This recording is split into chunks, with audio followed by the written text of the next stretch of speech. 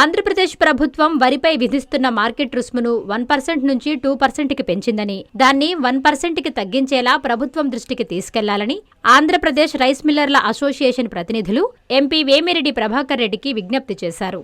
ఈ మేరకు వీపీఆర్ని నెల్లూరు నగరంలోని ఆయన నివాసంలో కలిసి వినతిపత్రం అందజేశారు. వివిధ రాష్ట్రాలు, దేశాలకు బియ్యాన్ని ఎగుమతి చేస్తున్నామని, గతంలో మార్కెటింగ్ విభాగం మార్కెట్ ఫీజుల్లో 1% వసూలు చేసిందన్నారు.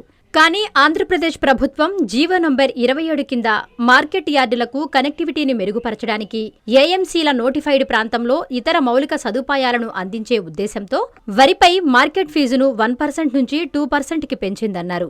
ప్రస్తుతం పొరుగు రాష్ట్రాలు 1% వసూలు చేస్తున్నాయని, ఇక్కడ 2% వసూలు చేస్తుండటంతో ఇతర రాష్ట్రాల మిల్లర్లతో పోటీ పడలేకపోతున్నామన్నారు.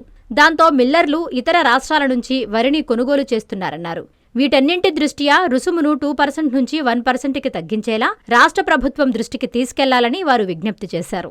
ఎంపీని కలిసిన వారిలో అసోసియేషన్ కోశాధికారి రంగయ్యనాయుడు, సింగంశెట్టి కోటేశ్వరరావు, మల్లికార్జున, సురేంద్ర, కొమ్మి మల్లికార్జున, మునగా సుధాకర్ తదితరులు పాల్గొన్నారు.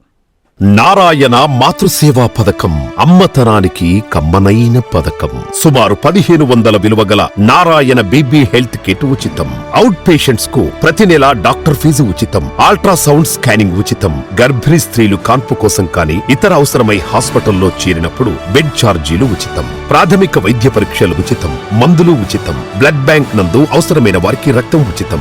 5 నుండి 9 నెలల గర్భిణీలకు ప్రతి నెల చెకప్ సమయంలో ఉచిత డ్రై ఫ్రూట్ బాక్స్ మరియు వేరుశెనగ చిక్కీలు ఉచితంగా ఇవ్వబడును. బిడ్డ పోషణ నిమిత్తం తల్లికి 3000 రూపాయల నగదు అందించబడును. కాన్పు కోసం అంబులెన్స్ ఉచిత పికప్ సదుపాయం కలదు. నెల్లూరు నగర పరిధిలో నారాయణ మాతృసేవా పథకం, నెల్లూరు.